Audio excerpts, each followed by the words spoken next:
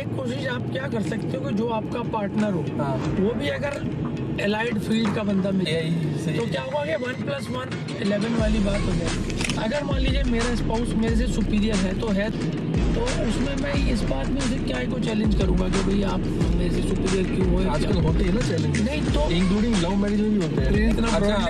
Broadly सोचता हूँ कि मुझे लगता है यार ये बात तो होनी नहीं चाहिए। आपकी वाइफ भी वर्किंग है ना, तो कभी ये जॉब से रिलेटेड क्लैशेस नहीं हुए? बहुत कम होते भी थे कई बार, बट इतना ज़्यादा नहीं होते थे क्योंकि वो नॉर्मली कब होता है कि मान लीजिए मैं भी जॉब में हूँ, वाइफ भी जॉब में है। तो आप अभी जैसे हमारे केस में अच्छी बात क्या थी कि क्योंकि मेरी कोई टाइम बाउंड कमिटमेंट्स नहीं थी। जैसे मान लीजिए अगर मुझे कल जाना है तो मेरे को लगा कल किसी वजह से मैं कल नहीं जा सकता, परसों जाना है तो मैं परसों चला जाऊंगा। तो नमस्कार दोस्तों, ये हमारी एक नई सीरीज है जिसमें हम हमारे आसपास जितने भी लोग होते हैं उनकी लाइफ से जुड़े कुछ ऐसे किस्से लेके आते हैं जो आपको इंस्पायर कर सके। आज हमारे साथ है हरीश मदान, जिसको हम प्यार से HMT भी कहते हैं। तो समराइज थोड़ा सा मैं इनके बारे में बताना चाहूंगा। ये यहाँ पर मुझे पिछले 2 साल में मिले थे और इसके बाद हमारी थोड़ी दोस्ती गहरी हो गई थी। तो इनकी जब लाइफ हम सुनते हैं तो काफी इंटरेस्टिंग लाइफ हुई है इनकी, क्योंकि इनका जो रूट्स है वो पाकिस्तान से है और बीच में हम करतारपुर भी गए थे तो वहाँ पर काफी इमोशनल हो गए थे क्योंकि अपनी पुरानी रूट्स को देख के बहुत खुश भी हुए थे। नमस्कार दोस्तों, सबसे पहले तो मैं ये बता दूं, जैसे अभी विक्रम ने कहा कि मेरे नाम का ये जो एक पेट वर्ड कह लो HMT, तो अब आप सोचेंगे HM तो ठीक है हरीश मदान, लेकिन ये T का क्या मतलब है। कहीं आप ये ना सोचें कि मैं HMT का GM या कोई सीनियर मैनेजर या जो भी उनका कहीं करिंदा रहा हूँ। एक्चुअली मैं रेलवे में कॉन्ट्रैक्टर हूँ तो मैं टेंडर्स लेता हूँ, तो इसीलिए इन्होंने मेरा नाम हरीश मदान टेंडर्स को मानते हुए। टेंडर्स को नहीं रखा हमने, क्या रखा? हरीश मदान ठेकेदार को मानते हुए हिंदी में कॉन्ट्रैक्टर को ठेकेदार ही कहते हैं। तो इन्होंने T से ठेकेदार, इन्होंने थैंक यू फॉर करेक्शन, तो हरीश मदान ठेकेदार को इन्होंने शॉर्ट फॉर्म करके HMT कर दिया है। बिफोर पार्टीशन मेरे जो पेरेंट्स थे, एक मिनट रुको, पीछे जो बैठे हैं ये इनकी मम्मी है। हेलो बोल दो कैमरे हिला दिया, चलो बढ़िया। हाँ जी, अब बिफोर पार्टीशन मेरे पेरेंट्स जो है प्री पार्टीशन जो हिंदुस्तान था उधर को बिलोंग करते हैं, और जो मेरे पेरेंट्स की जो बर्थ प्लेस है वो अब जो है पाकिस्तान में है। आफ्टर 47 जब विभाजन हुआ तो हमारी फैमिली माइग्रेट करके, मेरे जो फादर थे वो हरिद्वार में और मदर रुड़की में आके सेटल हुई उनकी फैमिलीज। फिर मेरे फादर रेलवे में उनको जॉब मिला, जब वो मुरादाबाद यूपी में पोस्टेड थे वहाँ मेरा बर्थ हुआ 67 में। मुरादाबाद, हाँ यूपी में। यूपी का बड़ा वो ब्रास वेयर के लिए बहुत मशहूर है वर्ल्ड वाइड, काफी वहाँ से एक्सपोर्ट वगैरह होता है। अब जो है हम लोग अम्बाला कैंट हरियाणा में सेटल है। अभी रिसेंटली तो हम यहाँ पठानकोट में, क्योंकि यहाँ पे मेरी वाइफ की पोस्टिंग है तो इसलिए हम लोग यहाँ पे हैं। तो आपकी एजुकेशन कहाँ हुई है? एजुकेशन इनिशियली तो मैं 5th तक तो पढ़ा मुरादाबाद में यूपी में। उसके बाद जो है 6th ऑनवर्ड्स में देहरादून मेरे फादर का ट्रांसफर हो गया, हम वहाँ आ गए। अच्छा। फिर वहाँ रहे कुछ साल और उसके बाद फिर आगे चलते चलते वहाँ से हम सहारनपुर आ गए जो वुड वर्क के लिए वर्ल्ड वाइड फेमस है। फिर सहारनपुर के बाद अम्बाला मेरे फादर की पोस्टिंग आई और वहीं से वो रिटायर हुए, तो फिर हमने देखा अम्बाला जो है अच्छी प्लेस है, स्मॉल टाउन है और हैपनिंग तो खैर नहीं कह सकते, बट ये है कि ट्रांजिट के लिए एक ऑलमोस्ट सिटी सेंटर टाइप जगह है, तो हमने फिर वहाँ सेटलमेंट बना लिया। अच्छा, तब अम्बाला जब गए तब कौन सी क्लास में थे आप? तब मैंने एक्चुअली अपनी एजुकेशन, स्कूल एजुकेशन है पूरी कर ली थी। अच्छा। And I was doing my graduation in civil engineering from DY Patil college. अच्छा, महाराष्ट्र में, कोल्हापुर। तो उस टाइम पे जो एजुकेशन सिस्टम था वो कैसा था? थोड़ा सा जैसे अभी तो हमको है कॉल करना है तो कॉल कर लिया, मिलना है तो मिल लिया, तो कम्युनिकेशन कैसे होता था? कम्युनिकेशन तो वही, या तो वो लैंडलाइन थे या फिर वही चिट्ठी तार वगैरह थी। अच्छा, यही सिस्टम था। तो जैसे कोई कॉलेज में कोई प्रॉब्लम हो गई तो इंस्टेंटली तो आप कॉल नहीं कर सकते घर पे? नहीं, फिर तो ये है कि आप जाइए और कहीं STD भी तब इतनी नहीं पॉपुलर थी। अच्छा। उस टाइम हम लोग जो वहाँ पे, कौन से ईयर की बात कर रहे हो? मैं 87 की बात कर रहा हूँ। हाँ, STD नहीं तो तब उस टाइम टेलीग्राम था और या फिर आप जाके एक जैसे वहाँ पे जो ये रहते हैं आपके टेलीफोन एक्सचेंज वगैरह रहते हैं या जो ऑफिस रहता है GPO वगैरह, वहाँ पे एक टेलीफोन का भी ऑफिस होता था। हाँ हाँ। है ना, डिपार्टमेंट ऑफ टेलीफोन वालों का। अच्छा तो आप वहाँ पे जाके फिर फ़ोन कर सकते थे, अपना नंबर मिलवा के। वहाँ जैसे क्यू लगती थी, हाँ हाँ। तो जो भी करना चाहता था वो अपना नंबर मिला के और बात कर सकता था। बहुत ही लंबा प्रोसीजर था। हाँ, तब ऐसे ये सिस्टम चलता था। देखिए, जहाँ तक कि पढ़ाई में इंटरेस्ट की बात है, तो मैं इनिशियली जैसे 10th तक तो मैं बहुत अच्छा स्टूडेंट था। सिंसियरिटी तो मेरे में थी, लेकिन कहीं ना कहीं जैसे होता है कि एक तो लाइक जैसे मुझे इंजीनियरिंग करने मेरे फादर चाहते थे कि मैं सिविल इंजीनियरिंग करके रेलवे में उनकी तरह ऑफिसर बनूं, तो कहीं ना कहीं वो मुझे वो चीज़ इतनी अपील नहीं कर रही थी। पढ़ाई का इतना ज़्यादा वो था नहीं, पर क्योंकि मेरे फादर चाह रहे थे कि भाई मैं कुछ इंजीनियरिंग ही करूं, तो इसलिए वो फिर मुझे एडमिशन लेना पड़ा डोनेशन कॉलेज में। अच्छा, कितना डोनेशन दिया? तो उस टाइम 87 में हमने 10,000 रुपये डोनेशन। 10,000? 87 लाइक 10 लाख के आसपास का हो गया। तो अब उस टाइम दी हमने तो, और मैं पढ़ रहा था just for the sake of doing engineering. अच्छा, पढ़ाई मन नहीं था? हाँ, मतलब ऐसा कुछ पढ़ता था मैं सिंसियरिटी से कि चलो आया। तो आपकी सप्ली वगैरह आई होगी? सप्ली नहीं, फर्स्ट ईयर तो खैर मैंने ऑल क्लियर किया। सेकंड ईयर में आई, क्योंकि इमीडिएटली फर्स्ट या सेकंड ईयर बहुत टाइट हो जाता है। हाँ हाँ। और फर्स्ट ईयर में शायद कॉमन जो चीज़ें कॉमन चलती है, फिर सेकंड ईयर में जो भी हमारी लाइन से रिलेटेड होता है। अच्छा, सेपरेट हो जाता है। हाँ, वो टाइट होता चला गया। और कुछ वही जैसे मैंने बताया कि हमारा मेंटली हम इतने स्ट्रॉन्ग होते नहीं है पढ़ाई के मामले में। हाँ हाँ। बट वो ज़बरदस्ती, और उस टाइम भी वही पैटर्न चल रहा था कि आप डॉक्टरी करो या इंजीनियरिंग करो। तो वो इस चक्कर में हमने भी अब डॉक्टरी तो करनी नहीं थी, हम इंजीनियरिंग में घुस गए। तो उसमें एक चीज़ बहुत अच्छा है, जो आज का स्टूडेंट है उस पर बहुत वेराइटी है, वो कुछ भी करने की सोच सकता है। हाँ। और काफ़ी the field is wide open, her level के बच्चे के लिए कुछ ना कुछ है। पहले हमारे टाइम में तो ये एक बहुत बड़ा लीप हुआ है इसमें एजुकेशन सिस्टम में।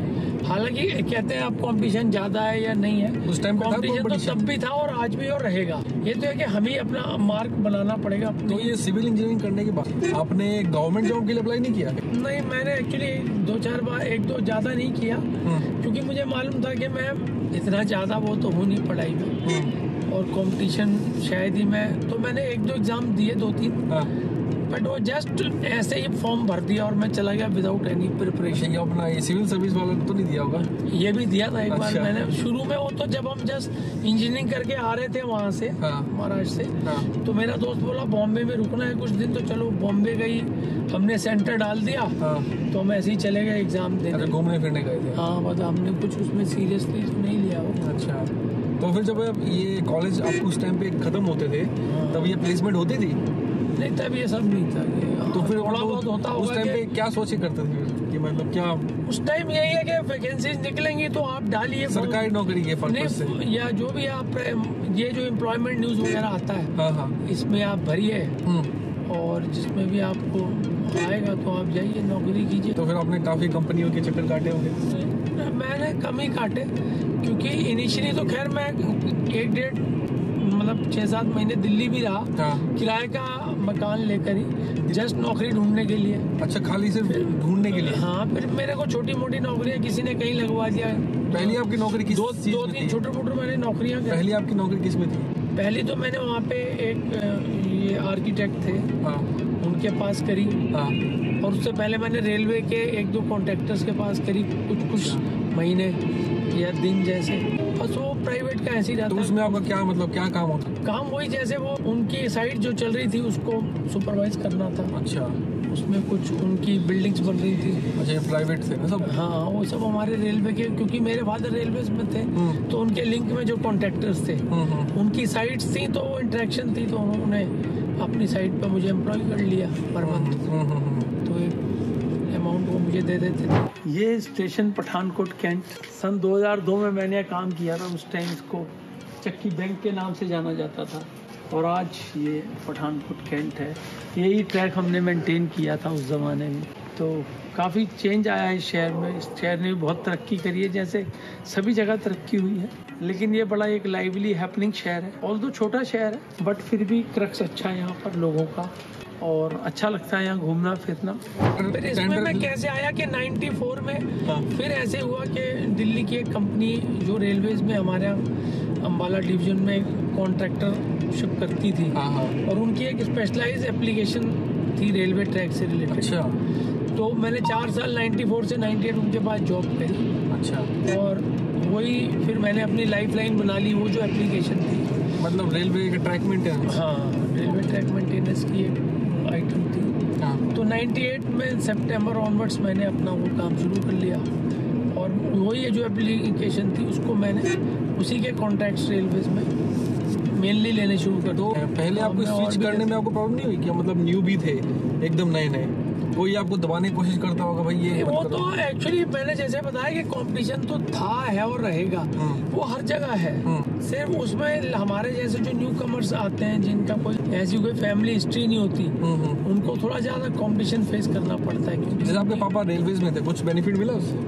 यही है कि सब लोग जानते थे कि उनका बेटा है, तो कई बार अगर हम कुछ थोड़ा बहुत कमती बढ़ती भी करते थे तो पास कर देते थे काम को, चलो कोई बात नहीं, उनका बेटा है, ज्यादा हमें प्रेशर नहीं करते थे कि ऐसा करो वैसा करो। अच्छा। थोड़ी लिहाजदारी तो होती है। तो आपका जो पहला काम रहा रेलवे में वो कौन सा था? कि मैं ऐसे ही, जैसे उस टाइम तो रेलवेज में रजिस्ट्रेशन करानी पड़ती थी कॉन्ट्रैक्टरशिप के लिए। अच्छा। बिकॉज लिमिटेड टेंडर्स लगते थे और ओपन टेंडर्स भी होते थे जो न्यूज़पेपर में। वो क्या था कि मैंने रजिस्ट्रेशन कराई, और उस टाइम ये था कि कोई भी जो भी छोटे अमाउंट का टेंडर निकले, क्योंकि फाइनेंस भी इम्पोर्टेंट था, तो उसमें और ये था कि छोटा अमाउंट कितना अमाउंट बोलते हैं? 1 लाख, 1.5 लाख, 2 लाख। कौन से साल की बात है? वही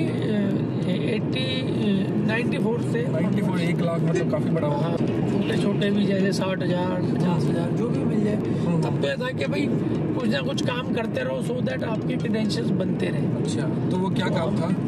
जैसे कभी हमने क्लोरीनेटर सप्लाई किए। अच्छा। फिर एक बार ये पटियाला में DCW है, डीजल कंपोनेंट वर्क्स, उसमें साइकिल स्टैंड बनाया, साइकिल का शेड बनाया। रेलवे अपना स्टेशन। कभी ऐसे ही कंजर्वेंसी के काफी कॉन्ट्रैक्ट्स लिए, पटियाला में लिया। नहीं मैं स्पेसिफिक रेलवे की बात कर रहा हूं। रेलवेज में ही, रेलवेज के अंदर। अच्छा। जैसे रेलवे कॉलोनी के कॉन्ट्रैक्ट निकलते थे कंजर्वेंसी के, तो वो भी 2-3 किए मैंने। राजपुरा में किया। राजपुरा में तो बैक टू बैक 3-4 साल मेरे पास ही था। पठानकोट में भी किया? नहीं, पठानकोट में किया। हाँ, पठानकोट में तो काफी बाद में। अच्छा, 2002 में, मतलब जब मैं ऑलमोस्ट वहाँ पे ट्रैक का जो मेरा पहला वर्क था ना, अच्छा, पठानकोट जो मेरी पर्टिकुलर लाइन का ही काम था। ये पहली बार वो मुझे पठानकोट में ही मिला। फिर मैंने कुछ छोटी छोटी कोटेशंस, जैसे जो अंडरटेकिंग्स रहती है, जैसे आपका NFL पानीपत हो गया, या पानीपत थर्मल प्लांट वगैरह हो गया, यहाँ पर छोटी छोटी जो उनकी कोटेशंस रहती है, थोड़े थोड़े अमाउंट की, क्योंकि उनके पास तो ज़्यादा रेलवे ट्रैक होता नहीं, तो वो सब भी करी, सो दैट कि मेरे पास क्रेडेंशियल्स भी बनते जाएंगे और एक्सपीरियंस भी और फंड्स भी आते जाएंगे। तो अभी तक आप कितने स्टेट्स में काम कर चुके हो? अभी तो मैंने पैन इंडिया ही काम कर लिया। 28 स्टेट है, 29। हाँ, तो उसमें जैसे जो हिल स्टेट्स हैं वहाँ तो रेलवेज कम है। फिर भी मैंने नॉर्थ में जम्मू में काम कर लिया। अच्छा। फिर पंजाब में कर लिया, हरियाणा में कर लिया, यूपी में कर लिया, उत्तराखंड में, महाराष्ट्र में कर लिया, पटना में, गुजरात में कर लिया, राजकोट साइड इधर राजकोट डिवीजन में, जिधर वो ओखा आपका द्वारका वगैरह है। फिर वेस्ट बंगाल में कर लिया। अच्छा। फिर इधर आपका उड़ीसा में कर लिया। और आपका ये फिर इधर रायपुर छत्तीसगढ़ में कर लिया, झारखंड में कर लिया। अच्छा। तमिलनाडु भी कर लिया? और तमिलनाडु में कर लिया, मदुरई कर लिया, चेन्नई कर लिया। केरला? केरला में नहीं किया। कर्नाटका में कर लिया। कर्नाटका में तो बहुत काम किया मैंने। अच्छा। बेंगलोर डिवीजन है आपका, जो ये मैसूरू डिवीजन है। राजस्थान में बहुत काम किया, जयपुर, अजमेर, और आपका। तो इतनी जगह आप काम कर रहे थे, उस टाइम तक आपकी शादी हो गई थी? एक्चुअली मेरा जो काम पिक किया, जैसे 94 में जब मेरी शादी हुई, तो मुझे लगा यार ये शादी के बाद तो अभी थोड़ा हमें अपना लेवल बढ़ाना चाहिए। अच्छा। और ये प्राइवेट नौकरी छोटी छोटी से तो क्या। अच्छा, शादी तक आप प्राइवेट जॉब कर रहे थे? मैं कर रहा था, लेकिन कहीं ना कहीं at the back of mind ये था, क्योंकि मैं पढ़ा लिखा भी था, तो मुझे लगता था कि यार ये थोड़ा सा तो अपने आप को बीफ अप करना पड़ेगा। कुछ करना तो अपना ही है, सूनर और लेटर। तो वो चीज़ थी दिमाग में। तो अब शादी के बाद वो चीज़ ज़्यादा एग्रीवेट हो गई कि लगा यार नहीं, अब थोड़ा फैमिली भी बढ़ेगी तो थोड़ा सा अच्छा, आपका एक लेवल भी बढ़ना आप एक चाहिए। इंसिडेंट बता रहे थे जिसमें आपको बहुत लॉस हुआ, पहला कुछ खुदाई का था, उसके बारे में और लॉस एक्चुअली क्या है, स्टार्टिंग से बता, मतलब स्टार्टिंग मैं से। उसमें बताता हूँ। उसमें क्या था कि हमारे जगाधरी वर्कशॉप में एक रेलवे की अंग्रेजों के ज़माने की वर्कशॉप है, अच्छा, जहाँ पे कोचेस वगैरह ये रिपेयर होती है। हाँ हाँ, तो उस टाइम मैं जॉब भी करता था। अच्छा, तो मैं जॉब के साथ साथ टेंडर भी डालता था, कोई मिल गया तो ले लिया। तो ऐसे ये टेंडर थे, तो ये टेंडर ले लिया। बट फॉर्चुनेटली क्योंकि साहब लोग मेरे फादर को जानते थे, और तो उन्होंने हमारी थोड़ी सी हेल्प करी कि चलो एनी हाउ वो काम मेरा उन्होंने थ्रू करा दिया। अच्छा, तो it was almost at par. Okay, तो उसमें मैं बच गया, समझिए। लेकिन इसमें बच गया मतलब काम क्या, जो काम में एक्चुअली दिक्कत क्या थी कि जो उसकी बाउंड्री थी फैक्ट्री की, हाँ, उसमें पेट्रोलिंग के लिए एक जीपेबल ट्रैक बनना था। जीपे मतलब चलने वाला ट्रैक, जिसपे जीप चल सके, पुलिस जीप, की या अच्छा। रेलवे पुलिस हाँ, की। वो तो ऊपर खाबड़ जगह थी, तो उसको पहले नीचे मिट्टी का जो काम था वो मेरे पास था। उसकी जो मिट्टी की जो उसकी एक लेवलिंग करनी, हाँ लेवलिंग। अच्छा, तो उसमें क्या था, मिट्टी बहुत लग रही थी और हमारी कैलकुलेशन उतनी थी नहीं मिट्टी की। हाँ, और दूसरा बारिश का सीजन हो गया, हाँ, तो बारिश आ गई तो मिट्टी जितनी हम भर रहे थे हाँ, वो बह रही थी, या उसकी कॉम्पैक्शन जितनी होनी चाहिए थी हाँ, उस हिसाब से वो नहीं हो पा रही थी। अच्छा, और एक बहुत बड़ा दिक्कत, मतलब जिसमें मैं एक बात और इम्पोर्टेंट कहना चाहूँगा कि उसमें क्या था, क्योंकि मैं जॉब करता था तो मैं फुल टाइम उस काम की तरफ ध्यान नहीं दे नहीं पाता। कर सकते थे, तो उसमें क्या हुआ कि जैसे अब आज हम साइट पे गए, फिर 10 दिन नहीं गए,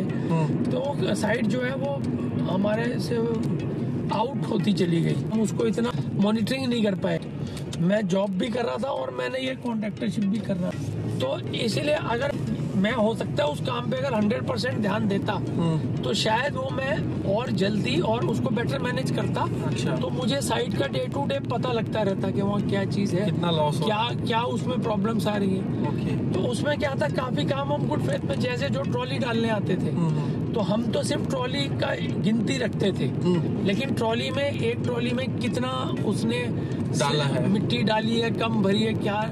हम लोग तो वहाँ जो गेट पे एंट्री होती थी उसमें गिन के भाई इस आदमी कितनी ट्रॉलीज आई, उनको पेमेंट कर देते थे। अच्छा, अब वो कितनी ट्रॉली पूरी भर के गया, आधी डाल गया, क्या उसका हमारे पास कोई रिकॉर्ड नहीं होता। तो ये छोटी छोटी चीजें होती हैं जिससे उसमें मैं ये फील करता हूँ कि इसीलिए मैं बार बार कहता हूँ कि आप जो भी काम करो उसको अगर आप 100% कमिटमेंट, जब तक कि आप ठीक है, एक बार आप सेटल हो गए, आपका एक कॉन्फिडेंस लेवल आ गया, आपके एक मैनेजमेंट स्किल आ गए, तो आप बैठे बैठे मैनेज कर सकते हैं। अच्छा, बट इनिशियली खुद अपने आप को मोबिलाइज करते रहो, या आपके पास खुद ही इन्वॉल्व होना पड़ेगा। हाँ, शॉर्ट कहा जाए तो वो इम्पोर्टेंट है। बाद में तो आपकी टीम आप इतनी डेवलप कर लोगे कि just you have to manage the show. लड़के आपके मैनेज करते रहेंगे और आप बताते रहोगे कि किसको क्या करना है, चलता रहेगा। मतलब वही होगा, जिसके अंडर पहले काम करते हैं आप वो बन जाओगे भी, हाँ, तो ना एक लेवल आ जाएगा आपका। एक लेवल आ जाएगा तो फिर आप चलते चले। तो ये आप इतना काम कर रहे हो, हर स्टेट में काम कर रहे हो, तो फैमिली को कैसे मैनेज किया फिर आपने? फैमिली को क्या था कि मैंने वही इनिशियली जैसे तो मैं काम लेता था तो सारा कुछ मेरा ही होता था और मैं सैलरी पे लड़के रखता था। अच्छा, फिर आगे हमने देखा कि अच्छा उसमें क्या होता है कि क्योंकि अभी आपका काम है तो उसमें पिलफ्रेज भी होने, पिलफ्रेज तो होती है, हाँ, सिर्फ उसको कैसे हम कर्टेल करें, कम कर सकते हैं, हाँ, बंद तो नहीं मिनिमाइज कर सकते हैं। तो हमने देखा कि यार चलो अब इसमें ऐसा करते हैं, लड़कों को लेबर कॉन्ट्रैक्ट पे वर्क दे देते हैं, क्योंकि हमारी आइटम्स बड़ी लिमिटेड थी, 2-3 आइटम्स ही थी। अच्छा, तो और रिपीटेटिव वही आइटमें हैं। ओके, तो दैट कैन बी डन कि हम उनको जो है वो पर पीस के हिसाब से हम सब कॉन्ट्रैक्ट उनको दे देते थे। और उसमें जो भी T&P है वो हम मेरी रहती थी, और उसकी जो भी VAT है, जो भी ब्रोकेज है वो सब। फिर मैंने और जो उसमें कंज्यूमेबल्स लगते थे जैसे वेल्डिंग रोड है, हाँ, वो हमारे कंज्यूमेबल भी यही 2 चीज़ें होती थी। अच्छा, पेट्रोल डीजल तो वो खरीदते थे पंप से, बाकी जैसे वेल्डिंग रॉड हो गई, हाँ, और आपका ये ग्राइंडिंग व्हील्स हो गए, वो मैं उनको दे देता था। अच्छा, फिर धीरे धीरे ये हुआ कि यार बेटर है कि इसको ये भी इंक्लूडिंग सब कुछ मैंने इंक्लूडिंग मतलब क्या आप सब कुछ दे देगी, सब कुछ लड़कों का खर्चा कर करो, दिया। मैं बस पेमेंट जस्ट आई जो भी जितनी तुम रॉड कंज्यूम करोगे मैं उसके पैसे काट लूंगा। तो हमने ऐसा सिस्टम बना लिया कि एवरीथिंग ऑफ द लेबर, अच्छा, कंप्लीट कॉन्ट्रैक्ट दे दिया, इंक्लूडिंग कंज्यूमेबल्स एंड T&P। हाँ, देना स्टार्ट कर दिया। और जो मशीन्स थी वो भी मैंने धीरे धीरे लड़कों का थोड़ा थोड़ा पैसा काट के उन्हीं के नाम कर दी, मतलब उनको ही ओनर बना दिया। अच्छा, सो दैट वो बेटर रिस्पॉन्सिबिलिटी से काम करें, मशीन खराब ना करे। और अपना उसको ध्यान भी रखें कि भाई अब तो ये हमारी चीज है, अगर कुछ भी होगा। ये अच्छा किया आपने, जो भी फर्जी वाले थे जो भी तुम वो सब तोड़ोगे इसका। पहले क्या होता है कि भाई मशीन मेरी नहीं है तो चलने दो। या अगर 10 रुपए का खर्चा है तो 20 का बिल दिखा दिया लड़कों ने। अब हम वेरीफाई क्या कर सकते हैं, कहा जी बात कर लो आप। अब हम तो यहाँ बैठे, हमें क्या बस वही है कि मशीन का ब्रांड, अब मशीन का ब्रांड दे दो। हाँ बस कि भैया मेरे को मतलब नहीं है, अब तुम धीरे धीरे ऐसे डे टू डे हम लर्न करते हैं। हाँ, फैमिली की बात आई अप डाउन वाला। हाँ नहीं सॉरी, वो बात दूसरी थी। फैमिली में वो मैं बात एक्चुअली वो कैसे हुई, तो फिर मुझे जो हमेशा साइट पे रहने की बात थी उसकी कोई इतनी जरूरत नहीं रही, क्योंकि लड़के ही कोई हम कॉन्ट्रैक्ट दे देते थे, तो लेबर खुद मैनेज करती थी और हमारे पास एक लॉग बुक आ जाती थी कि उसने लड़के ने कितना काम किया है, और उसके बेसिस पे हमारी पेमेंट बन जाए। मेरा जो मेन कंसंट्रेशन रहता था वो था ऑफिस वर्क में। एक तो न्यू बिजनेस लाना, अच्छा, और दूसरा जो काम कर दिया उसकी पेमेंट रिकवर करना, और उसके बाद लड़कों का हिसाब कर देना। तो ये 2-3 चीजें ही मैं करता रहा हूँ, क्योंकि इसलिए मुझे हमेशा ऑलवेज फिजिकली साइड पे रहने की जरूरत नहीं थी। तो मेरे पास सफिशिएंट टाइम होता था कि मैं फैमिली के साथ भी रह जाता था। अच्छा। और पॉइंट टू पॉइंट लड़कों से टच में रहते थे। अच्छा। चाहे वो टेलीफोन था या मोबाइल था। अच्छा, आपकी तो डेली उनकी शाम को इन्फॉर्मेशन आ जाती थी। आपकी वाइफ भी वर्किंग है ना, तो कभी ये जॉब से रिलेटेड क्लैशेस नहीं हुए? बहुत कम होते भी थे कई बार, बट इतना ज्यादा नहीं होते थे, क्योंकि वो नॉर्मली कब होता है कि मान लीजिए मैं भी जॉब में हूँ, वाइफ भी जॉब में है, तो अब अभी जैसे हमारे केस में अच्छी बात क्या थी कि क्योंकि मेरी कोई टाइम बाउंड कमिटमेंट्स नहीं थी। जैसे मान लीजिए अगर मुझे कल जाना है, मेरे को लगा कल नहीं, किसी वजह से मैं कल नहीं जा सकता, परसों जाना है तो मैं परसों चला जाऊंगा, वो उतना मैनेजमेंट हमारा हो जाता था। अच्छा। बीइंग माय, क्योंकि मैं तो ऑटोनॉमस था, मुझे किसी को ऐसा आंसर नहीं देना। और यही अगर मैं जॉब में होता तो फिर वो तो जॉब में तो जितनी छुट्टी है तो उसके नेक्स्ट आपको पहुंचना ही है। तो ये चीज़ मेरे फेवर में थी, जो मेरे वाइफ के लिए नहीं थी। अच्छा। हम ये समझते थे, और स्पेशली जो डिफेंस वगैरह में तो काफ़ी कमिटमेंट से काम करना पड़ा, इसलिए ऐसी कुछ खास ईगो वाली या क्लैश वाली बात। मुझे लगता है क्लैश तब ज़्यादा होता है जब दोनों ही वर्किंग में हो, और फिर कौन क्या कमा रहा है, क्यों नहीं कमा रहा। और फॉर्चुनेटली मैं फिर थोड़ा सा बीवी से ज़्यादा कमाने लगी। तो फिर तो अपनी शादी मतलब कि कौन लेके आया था रिश्ता? शादी तो हमारी न्यूज़पेपर के थ्रू। क्या बात करते हैं, ट्रिब्यून पेपर। तो आप मतलब बैठ के पढ़ते थे? अरे नहीं, मैं नहीं पढ़ता था। तो मेरे फादर साहब जस्ट रिटायर हुए थे और मैं उनका एल्डेस्ट सन था। तो पेरेंट्स को बड़ा, स्पेशली मेरे फादर को बहुत शौक था कि बेटे की शादी करें। तो वो उनका सुबह यही काम होता था, न्यूज़पेपर देख के स्कैन करना। फिर तब तो ये चलता था, रिश्तेदारों को भी बोलते थे बिल्कुल, बताओ रिश्ता, लड़का हमारा काबिल हो गया है। तो लोग बताते थे, देखने जाते थे, कोई हमें देखने आता था। ऐसे ही कोई कहीं रिजेक्शन सिलेक्शन चलता रहा, और फिर होते होते फिर ये शादी होती। And rest is history. इससे पहले आपने कितने रिश्ते देखे थे मैडम से पहले? रिश्ते तो काफी देखे, वर्किंग लड़कियां भी थी। आपकी क्या रिक्वायरमेंट थी, वर्किंग नॉन वर्किंग? वैसे पर्सनली मैं ये फील करता था कि मैं तो बिना जॉब वाली लड़की लूंगा, होमली लूंगा। तो क्या था कि रिश्ते दोनों ही आए, लेकिन जो मेरे 2-4 जो खास बंदे, जैसे मेरा ब्रदर, वो थोड़ा सा मनी माइंडेड कह लो या जो भी है, खैर वो हम मिडिल क्लास वालों को ऐसा चलता भी है कि भाई चलो अगर नौकरी वाली लड़की मिल रही है तो बुराई भी क्या है, अपने आप ही रिश्ता चल के आ रहा है तुम्हारे यहाँ। चल के मतलब सामने वाले ऑफर। तो जैसे भी मुझे 2-3 ऑफर आए। रिश्ता किसकी तरफ से आया, मैडम की तरफ से? लड़की नहीं, हाँ, इस केस में तो मेरे फादर ने उन्हें अप्रोच किया। अच्छा। फिर उनका भी पॉजिटिव रिस्पॉन्स रहा। अच्छा। बाकी जो मेरे लिए पहले रिश्ते आए उसमें यह भी था कि जैसे अब कोई लड़की वर्किंग में है, जैसे हमारे रेलवेज में ही 2-3 लड़कियां थी, और टेक्निकल भी थी, जैसे ये ड्राफ्ट्समैन वगैरह, मैडम कोई सीए थी, कोई क्या थी। तो फिर ये हुआ कि यार कोई बात नहीं, अगर कमाऊ बीवी मिल रही है और अच्छी है, गुड लुकिंग है, फैमिली अच्छी है, सब कुछ है, सर्व गुण संपन्न टाइप है, तो फिर दिक्कत क्या? लोग तो कहते हैं, बहुत तो ये कंडीशन रखते हैं कि हमें तो कमाऊ ही चाहिए, और तुम्हें तो कंडीशन नहीं है, बट अपने आप ही अगर मिल रही है और बाकी भी तुम्हारी कंडीशन फुलफिल हो रही है तो फिर क्या दिक्कत है, कर लो। तो पहली बार आप फिर फौज में गए? हाँ, तो वो हमारा फर्स्ट एक्सपीरियंस है। तो आपको कुछ वो नहीं लगा यार ये तो अलग ही दुनिया आ गई? हाँ, थोड़ा सा लगा इनिशियली, क्योंकि हमारे यहाँ तो कोई फौज में इतने साल में कोई ना था, ना आगे कोई ऐसा है। जॉब में ही हमारे यहाँ कम लोग हैं। तो जैसे आपके दोनों बच्चे फॉरेन में पढ़ने गए, हाँ, ठीक है, तो ये जो फाइनेंसेस होते हैं, क्या आपने पहले प्लान करके रखा हुआ था कि बच्चे फॉरेन में पढ़ने जाएंगे? मतलब फाइनेंसेस की बात कर रहा हूँ मैं, पैसे इन्वेस्ट नहीं एक्चुअली क्या था, जैसे मैंने बताया फॉर्चुनेटली, अगर आप अदरवाइज देखें तो फॉरेन में पढ़ाना बहुत बड़ा एक खर्चे का काम है। तो बट हमारे केस में क्या, क्योंकि मैंने बताया कि काम ठीक ठाक चलने लगा, मतलब आप ये देखिए कि 2000 ऑनवर्ड्स जैसे ही हम मेरठ आए, चंडी मंदिर से फर्स्ट पोस्टिंग थी, अब मेरठ से धीरे धीरे काम मेरा शुरू हो गया, अच्छा खासा ही काम मुझे मिलने लगा बाय द टाइम हम मेरठ से मूव करें, और पैसे भी आने लगे। तो कहीं ना कहीं फिर ये, और तो मतलब मेरठ में जब थे आप कितने साल के थे? वो एक्चुअली साल तो एज क्या हो गया आपको, मतलब कौन 2000 में? हाँ 2000, मतलब 24 साल पहले, यानी कि आप अभी 2001-2 की बात है, 30 के आसपास के हो गए। हाँ 1-2 की बात होगी। हाँ, उस टाइम क्या था, क्योंकि क्या है कि जब काम चल गया, पैसे आने लग गए, तो इसीलिए जब बच्चे ने कहा कि भाई मुझे बाहर पढ़ने जाना, हमने कहा चले जाओ। तो मतलब आपने पहले से प्रिपेयर कर, पैसे कुछ ऐसा पैसे आपने सेव करके रखे? नहीं, क्योंकि मैंने बताया ना पैसे थे, तो हमें कोई उसके लिए स्पेशल एफर्ट नहीं करना पड़ा। बच्चे ने कहा, बहुत लोग होते हैं ना कि पैसा आ गया तो उड़ाना स्टार्ट कर दो। नहीं, तो आपका ऐसा कुछ माइंडसेट नहीं था?